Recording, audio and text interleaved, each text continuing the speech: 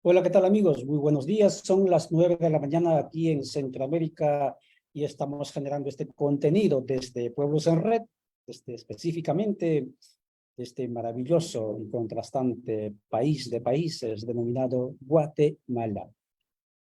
Son las 9 como indicaba. Esto es el programa La Hora Constituyente, que miércoles a miércoles para usted, pero también para los que van a verlo después, y por eso en este momento vamos a comenzar a grabarlo, puedan escucharlo, puedan disfrutarlo, porque el objetivo de este espacio Hora Constituyente es justamente generar insumos, generar elementos, si acaso también contenidos o argumentos para los sueños o procesos de transformación estructural que los pueblos, los sectores excluidos, subalternos, están impulsando en estos estados bicentenarios del denominado Abya Yala o continente de América, en honor a Américo Vespucci. Pues hay países que impulsan esos procesos, como es el caso de Chile, por ejemplo, ¿sí? Próximamente ya los 50 integrantes del Consejo Constitucional se van a reunir para redactar el texto constitucional que será sometido a consulta popular en Chile. Países que han vivido, como hemos mencionado varias veces, el caso Guatemala, Bolivia, Ecuador, Colombia en los 90, Honduras ahora está planteando la necesidad de una asamblea constituyente, Panamá, frente de eso sigue empujando ese tema, Perú es un país de pueblos donde también está el tema constituyente, y obviamente en Guatemala desde hace 10 años atrás, 12 años atrás, se impulsa este proceso constituyente, y uno de los ejes fundamentales de la propuesta de cambios estructurales para el Estado y el ordenamiento jurídico en Guatemala es el tema de la movilidad humana o denominada migración, porque no solo representa la remesa económica cerca del 20% del Producto Interno Bruto del país, sino porque más de cerca del 20% de su población se encuentra en la diáspora, es decir, en Estados Unidos o en otras partes, cerca de 4 millones o un poco más de guatemaltecos de los 17 que son realmente registrados en el país. Son los 10 minutos. Entonces, de esta manera comenzamos este tema y su frontera norte. Está con nosotros ya Luis Díaz. Él se va a presentar en su momento. Él es un investigador comprometido con los procesos de liberación, por eso lo hemos en una asociación de filosofía y liberación, algo así se llama la asociación. El trabajo que está haciendo es bastante interesante y seguramente sus reflexiones, sus aportes nos van a dejar mucho para nuestra reflexión y ojalá para cambiar nuestro estilo o conducta.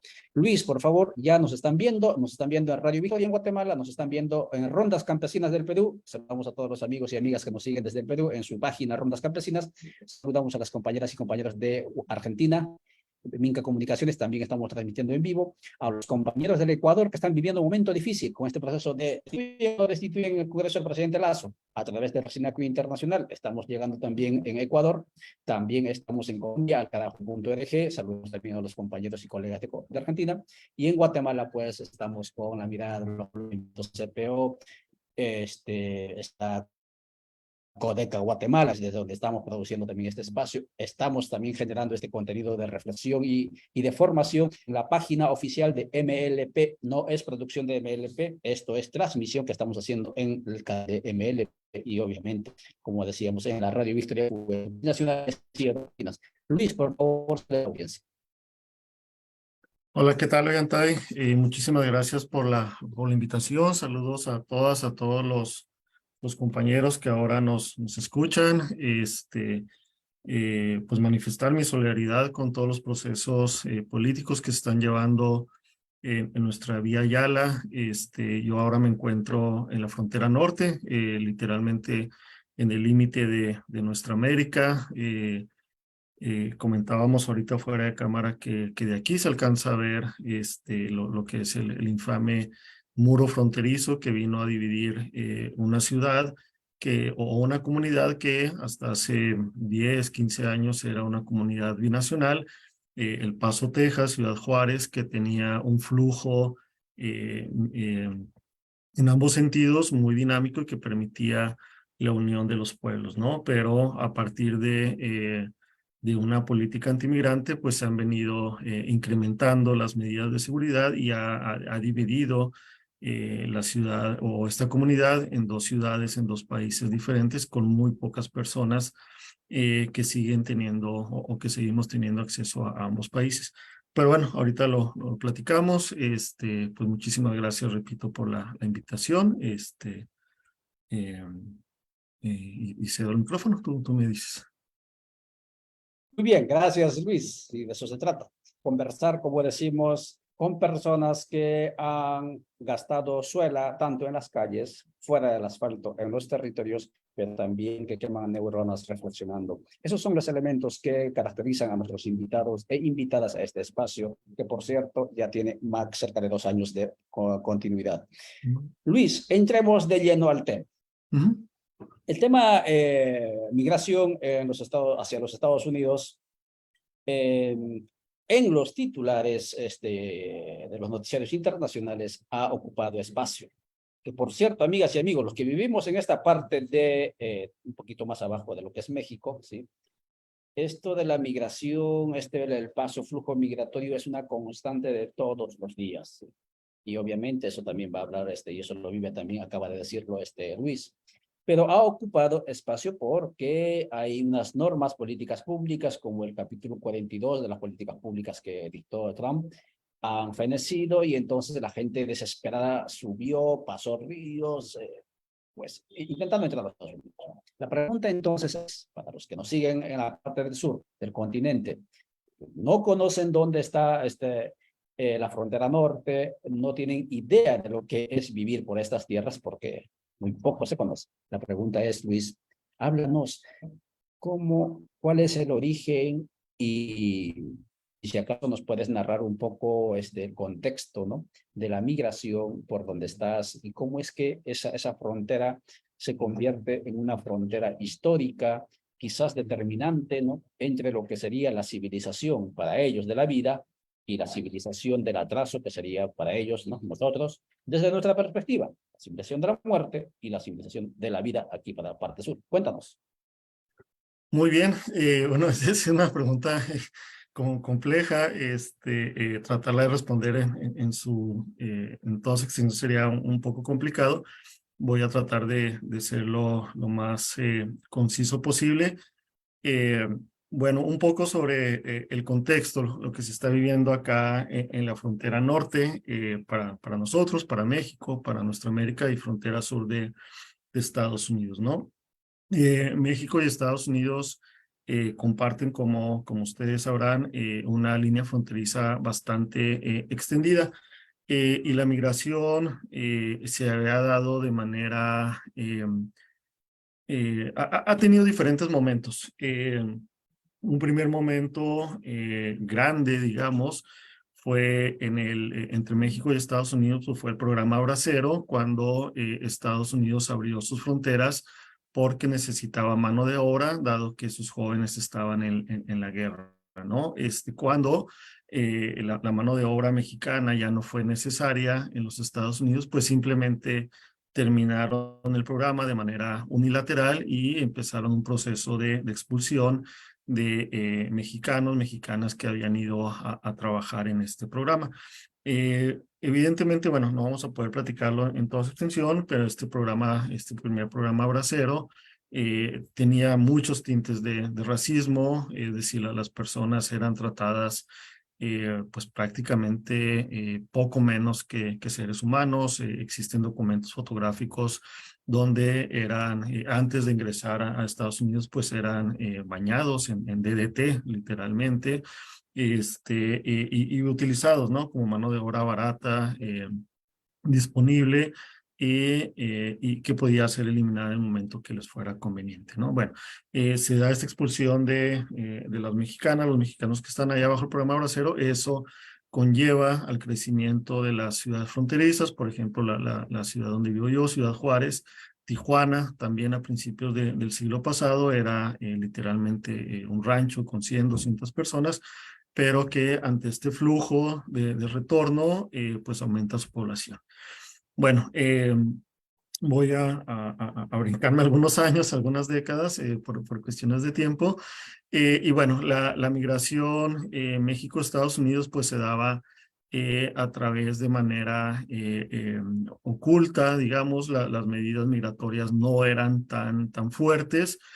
Una persona podía cruzar la frontera de manera indocumentada, de manera relativamente fácil. Sin embargo, a finales del siglo pasado, con el congresista Silvestre Reyes, precisamente del Paso, Texas, la ciudad fronteriza con Juárez, empieza a haber un incremento en la securitización de la frontera y empieza a darse este discurso de que los migrantes mexicanos, latinoamericanos, centroamericanos, más específicamente mexicanos y centroamericanos, pues eran una amenaza para los Estados Unidos, ¿no? Esta amenaza se podía entender o el discurso oficial era que abusaban de la protección de la seguridad social, de los servicios médicos, y que por ende tenían que ser expulsados del país o se deberían de incrementar las medidas de seguridad para que no pudieran ingresar al país. Esa era la versión oficial, ¿no? Una versión o una interpretación que tenemos es que en realidad había un proceso de miedo a perder la blanquitud, a que la blanquitud hegemónica en los Estados Unidos se viera amenazada ante el incremento de los números de la población latina en los Estados Unidos. Es decir, ya que no fueran blancos protestantes, sino personas de tez morena, ¿no? Eso les da mucho miedo y están tratando de bloquear. Bueno, rápidamente, entonces se incrementan las medidas de seguridad. Hay toda una lógica de securitización, se establece el muro fronterizo, una medida que ha sido calificada como infame porque además de que parte o es un mensaje de enemistad entre dos pueblos o dos comunidades que en muchos de los casos son una sola comunidad, como Juárez El Paso, Laredo, Texas, y Nuevo Laredo en Tamaulipas, que son ciudades en la línea fronteriza. Bueno, se crea el muro fronterizo. Tiempo después, como tú comentabas, con Trump se incrementan aún más las medidas de seguridad con el título 42, que bueno, básicamente lo platico aquí muy rápido. Fue una medida que, bajo la excusa de ser una medida sanitaria, que evitaría que personas que pudiesen tener COVID, pues ingresaran a los Estados Unidos y no se les permitía el asilo, presentar una medida de asilo político. Bueno, aquí retrocedo un poco. Ante el incremento de las medidas de securitización, los hermanos, las hermanas migrantes, pues tuvieron que buscar rutas alternas que eran cada vez más peligrosas. Viajar por el desierto, condiciones cada vez más difíciles y que estaban o cuestan todavía la vida de muchas personas, ¿no? Entonces, ante el incremento de estas medidas de seguridad, pues otro mecanismo que encontraron las y los hermanos migrantes, pues fue solicitar asilo político, basándose en los riesgos que existen para su vida en los países de origen, ¿no? Pero bueno, el título 42 pues evitaba que las personas, los hermanos migrantes pudieran presentar una petición de asilo, eran rápidamente expulsados de los Estados Unidos. Además de esto, la administración de Trump implementó el MPP, el Migrant Protocol Protection, que básicamente forzaba a las y los hermanos migrantes a permanecer en México y desde México solicitar una audiencia ante una corte de asilo, y esto significaba esperas de 1, 2, incluso 3 años, ¿no? El título 42 terminó la semana pasada, como tú comentabas. Hubo un incremento del flujo migratorio que se vio en las semanas anteriores al fin del título 42, de hermanos, hermanas que buscaban ingresar a los Estados Unidos antes de que terminara el título 42. ¿Por qué? Porque cuando terminó el título 42, activaron el título 8, que ahora básicamente deporta a las personas migrantes que se entreguen o que ingresen a los Estados Unidos de manera indocumentada. ¿Cuál es la diferencia? Es muy importante porque bajo el título 42 simplemente eran expulsados del país, y eso pues les permitía volver a intentar ingresar a los Estados Unidos sin mayor consecuencia. Algunos compañeras narran, bueno, si me sacan 100 veces, 100 veces lo vuelvo a intentar, ¿no? Pero con el título 8, ahora ya enfrentarían cargos criminales, serían deportados, y la deportación tiene como consecuencia la prohibición de ingresar a los Estados Unidos por 5 años, de volverlo a intentar, ya enfrentan periodos de cárcel, es decir, una medida aún más agresiva para evitar la migración hacia los Estados Unidos. Y aquí es importante, me parece a mí, aclarar que porque antes el discurso era que lo hagan bajo las leyes, que no crucen de manera ilegal o de manera indocumentada, que lo hagan bajo las leyes. Lo están intentando hacer bajo las leyes, están intentando solicitar asilo político, pero no les está siendo permitido. Existen obstáculos como la implementación del título 8, una aplicación por teléfono, CBP One, donde en teoría las personas pudieran solicitar su cita de asilo, una audiencia ante una corte de asilo, ante una corte migratoria.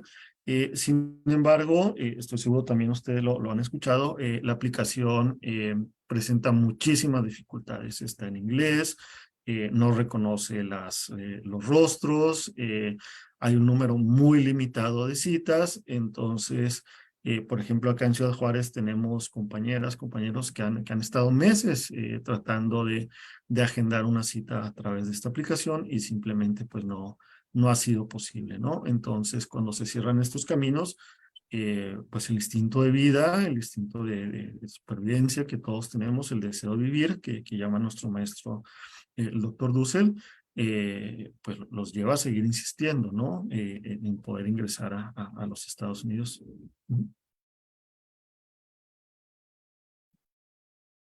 Muchas gracias, Luis Díaz, conversando en este espacio en la hora constituyente sobre, ya abordando el tema de la situación actual de la migración.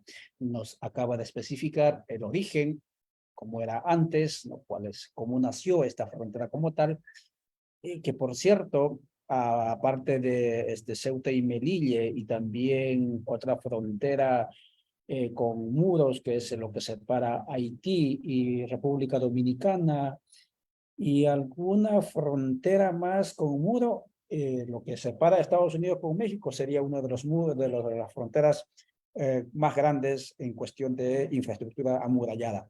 Desde esa frontera está hablando Luis Díaz como investigador, como observador, ¿no? Alguien que reflexiona en el lugar.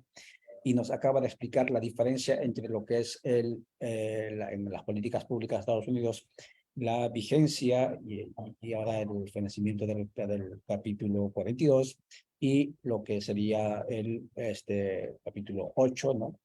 La diferencia. ¿Sí? En el primer caso, pues te expulsan. Entras indocumentado, te agarra la migra y te expulsan. En el segundo caso, te castigan, te sancionan, te dicen que ya no puedes volver, te penalizan. Pero esa es la diferencia. Por eso es que la gente intentó ingresar desesperadamente hacia los Estados Unidos cuando todavía estaba vigente hasta minutos antes, hasta el último minuto de la vigencia del capítulo 42.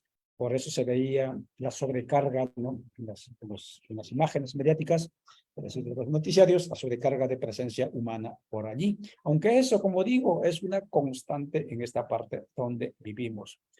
De todo, la migración ha crecido de manera sobredimensionada en la medida en que se fue afianzando, implantándose el sistema neoliberal en los territorios especialmente indígenas, por un lado, y por otro lado también, hay que reconocerlo, y eso podemos hablar de repente con Luis en otro momento, pero es el tema de los que van para allá, activan la esperanza, la ilusión falsa de decir que aquí está fácil la vida, vénganse.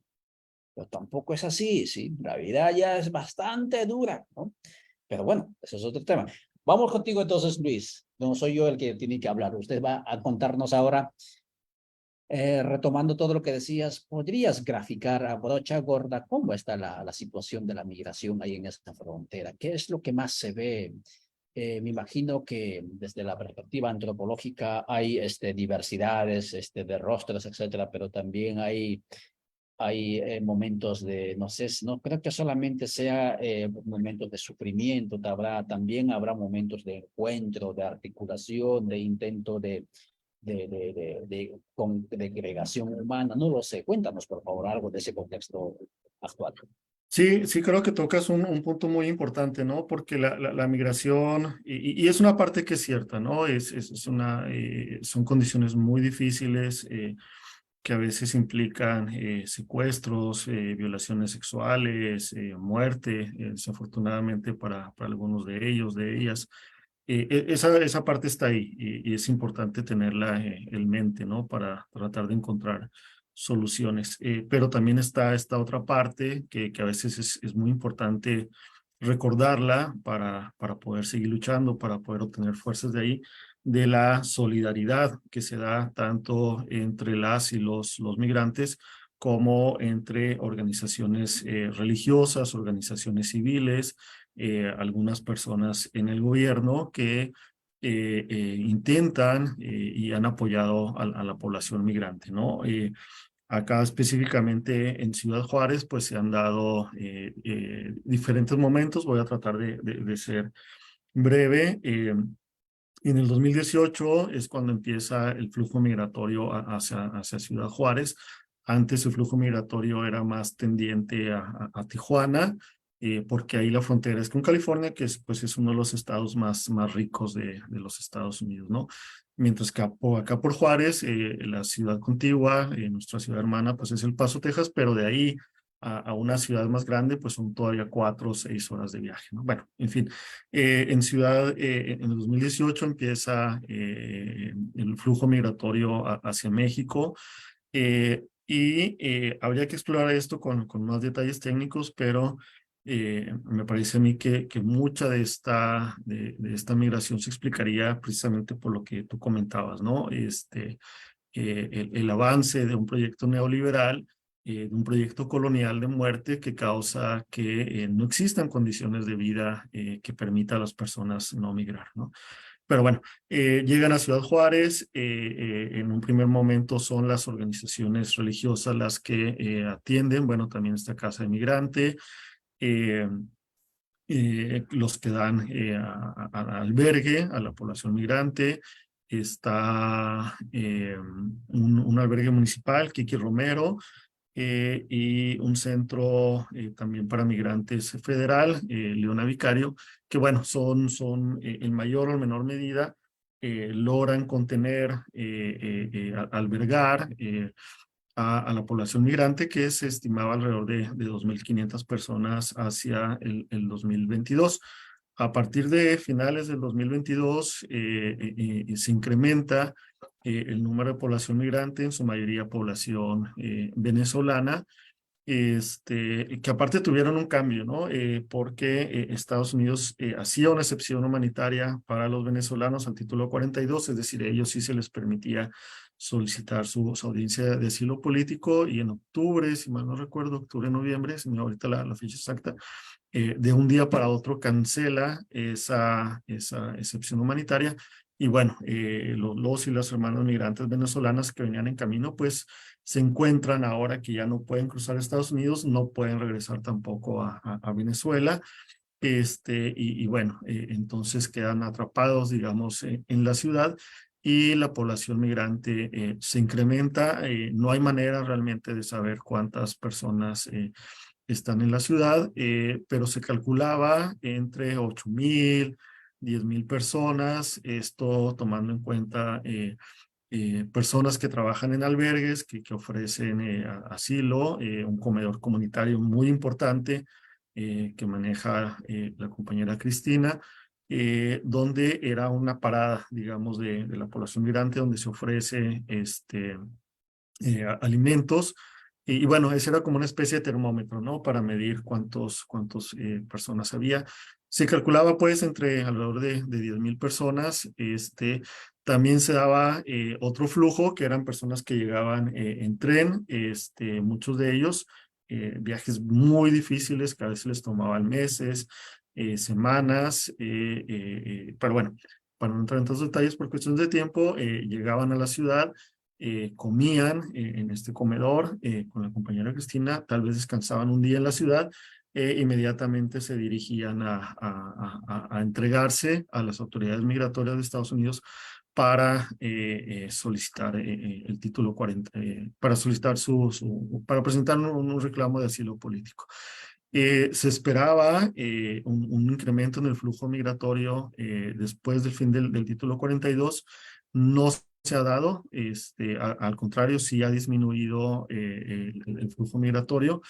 Se está esperando, estamos pensando que va a haber un reflujo, porque aparte México firmó un acuerdo donde va a recibir 1.000 migrantes que sean retornados de los Estados Unidos en 4 ciudades fronterizas. Una de ellas va a ser Ciudad Juárez, es decir, 250 personas diarias. Hasta el momento han sido pocos, realmente el número de migrantes que han sido retornados, pero aquí me gustaría también comentar, como parte pues de este contexto, es que son retornados, los recibe el Instituto Nacional de Migración, pero de acuerdo a reportes periodísticos de otra compañera, Erika, se les ofrece permiso de trabajo, pero en el sur de México, es decir, para que pues no estén cerca de la frontera, ¿no? Para que no puedan tratar de impedir, pues, contener el número de migrantes.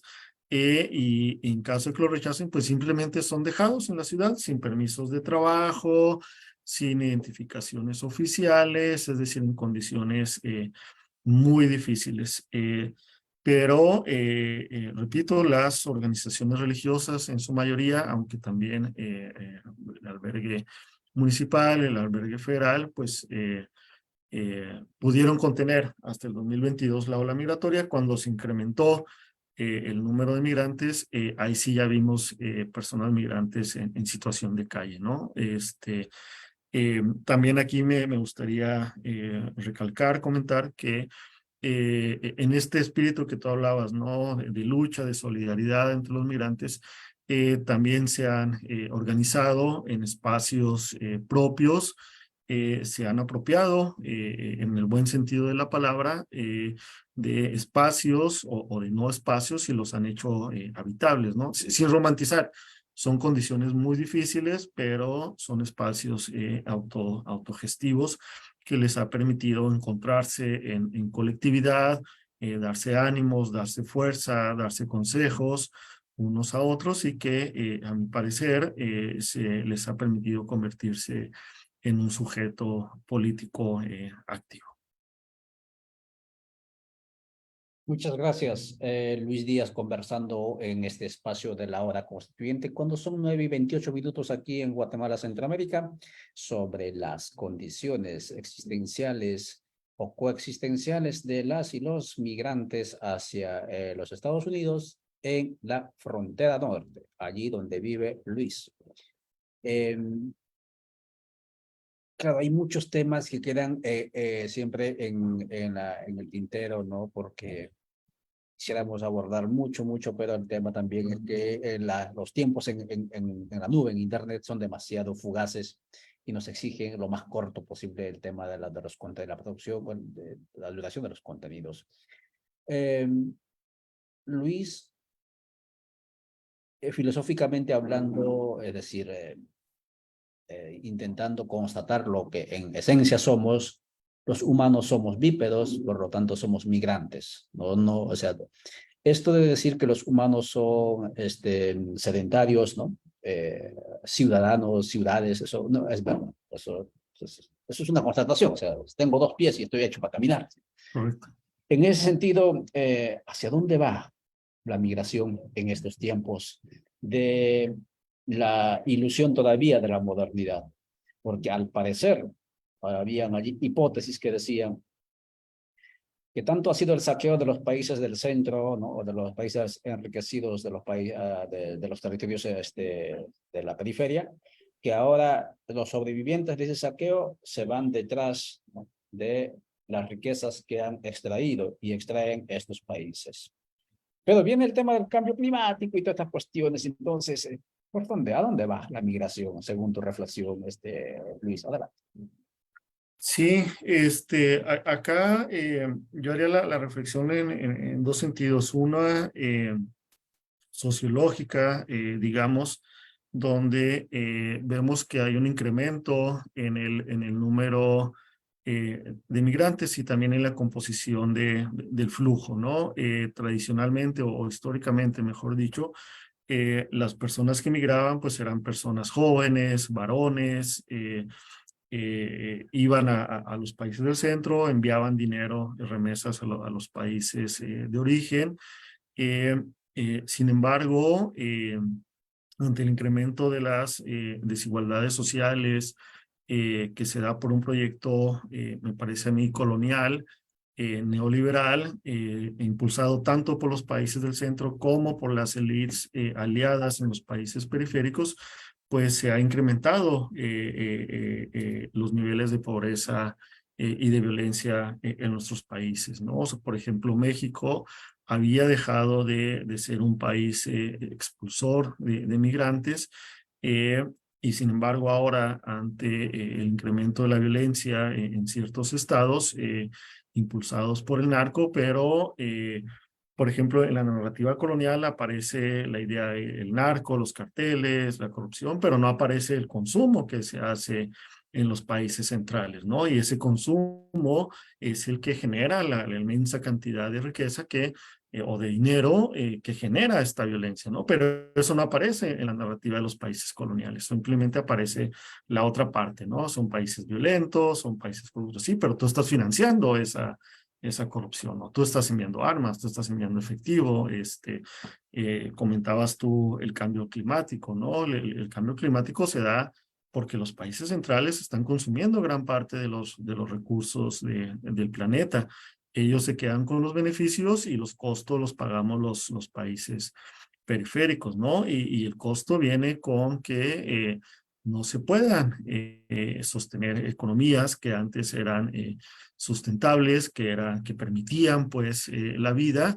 Ahora se incrementa la desigualdad social, la pobreza, los desastres naturales, las intervenciones en los países que impiden que estos desarrollen sus propias decisiones, lo cual causa que en muchos de los casos pues se lastimen las estructuras sociales y bueno, se genera esta pobreza, ¿no? Total, que eso serían causas de expulsión de migrantes, ¿no? Causas que empujan a las personas a migrar. Y en ese sentido, creo que la migración va a seguir aumentando, ¿no? Desafortunadamente, al mismo tiempo que los países centrales provocan muchas de las causas que llevan a la migración, pues tampoco toman responsabilidad de estas acciones y no hacen nada para solucionarlas, ¿no? Lo que están haciendo pues es incrementar la securitización de sus fronteras, no solamente en nuestro continente, la Vía Yala, sino también en Europa. Vemos cómo la migración de África hacia Europa también se encuentra con mayores dificultades cada vez, ¿no? Entonces, bueno, en pocas palabras, en ese sentido, creo que la migración va a aumentar porque las condiciones de vida también está aumentando su deterioramiento. Y creo que ya en términos filosóficos las personas tenemos derecho a migrar. También aquí, como a pie de página, comentaría o recordaría que en realidad la migración sur-norte tiene poco tiempo que se ha dado. Los grandes flujos migratorios eran del norte hacia el sur, cuando nos vinieron a invadir, ¿no? Cuando tomaron nuestros territorios. Ese fue el gran flujo migratorio que cambió la historia, ¿no? Como ya lo sabemos. La migración sur-norte tiene menos de un siglo en realidad, o al menos de manera masiva, ¿no? Si lo pensamos. Pero bueno, entonces la migración va a seguir aumentando, me parece a mí. Y las personas tenemos un derecho a migrar. Ahí yo también agregaría que también tenemos el derecho a no migrar, también tenemos el derecho a vivir en nuestros países, a no ser forzados a migrar, porque aquí habría una distinción entre una migración y una migración forzada, ¿no? Y bueno, ya no creo que lo alcancemos a platicar, pero también me gustaría dejar ahí en el tintero la idea de que el problema no es la migración, ¿no? Como el mismo Ramón Grossfogel lo hace notar. El problema que tienen los países centrales es la migración de los países colonizados, ¿no? La migración entre ellos, la migración entre blancos, es aceptada. No tiene mayor dificultad alguien para moverse de Estados Unidos a Europa, está Canadá, etcétera. Las barreras se ponen hacia la migración de otro color, ¿no? Hacia nosotros, hacia los pueblos del sur. Entonces, no es la migración en sí misma el problema. El problema que ellos tienen es que seamos nosotros los que estamos migrando, ¿no? De acuerdo, Luis, muchísimas gracias por esa reflexión.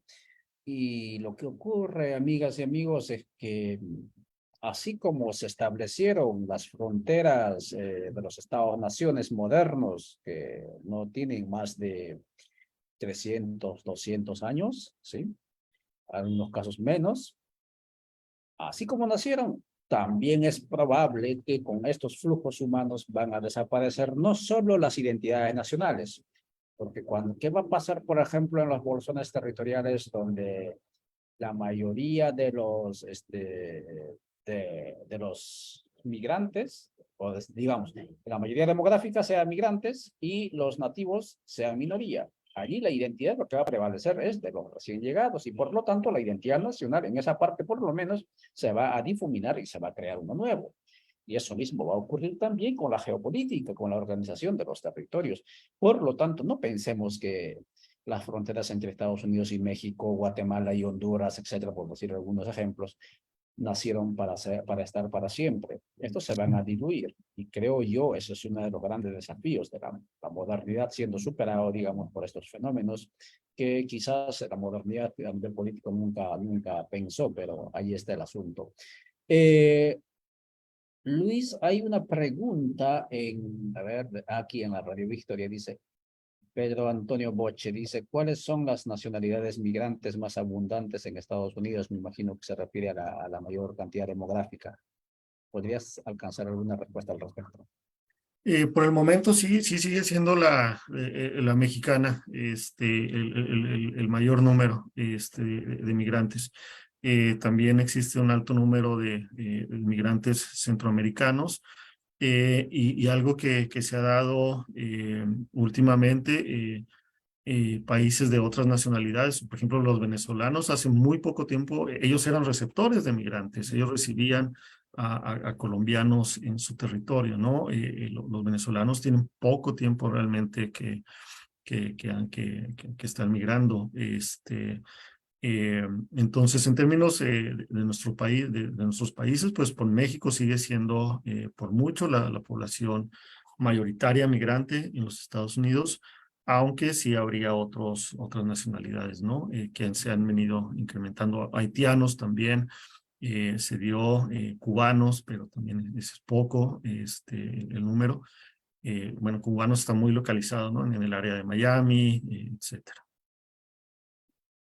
Sí, así es. O sea, la población, casi digamos el 99% de los Estados Unidos es inmigrante. O sea, nadie Aparte, puede negar.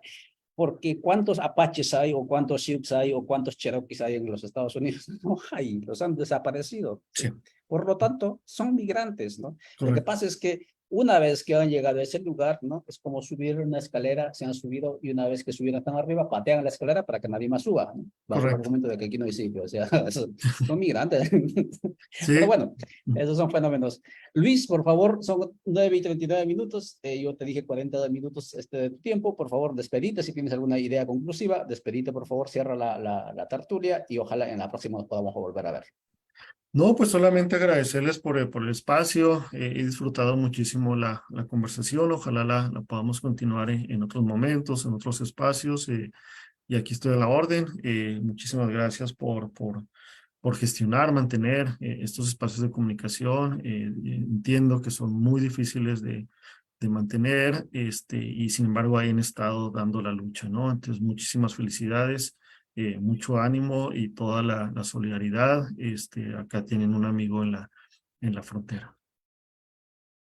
Eso, muchas gracias, amigo en la frontera. Ese es el término que nos quedamos, con el que nos quedamos en el cierre de este espacio. Amigas y amigos, hoy a las 3 de la tarde tenemos programado con Tomás Krerman, el compañero de Zacatepeques, conversando con el binomio de MLP. Y a las 7 de la noche, pues, usted tiene cita. Migrantes de los Estados Unidos organizados en el MLP, conversando todos los miércoles a las 7 de la noche con candidatos a gobiernos municipales en Guatemala en diferentes territorios por Zoom. Así que también participen en esos espacios, porque migrantes no solo envían plata, también envían cultura, también envían arquitectura, también envían estilos de vida y tienen que tener decisiones políticas también, y hacia eso va el proceso de cambio en Guatemala, que los migrantes se conviertan en sujetos con ejercicio pleno de sus derechos políticos. Entonces tiene usted contenido para seguir viendo y este contenido también muévalo. Muchas gracias por tu atención. Nos veremos el próximo miércoles, siempre a las 9 de la mañana en la hora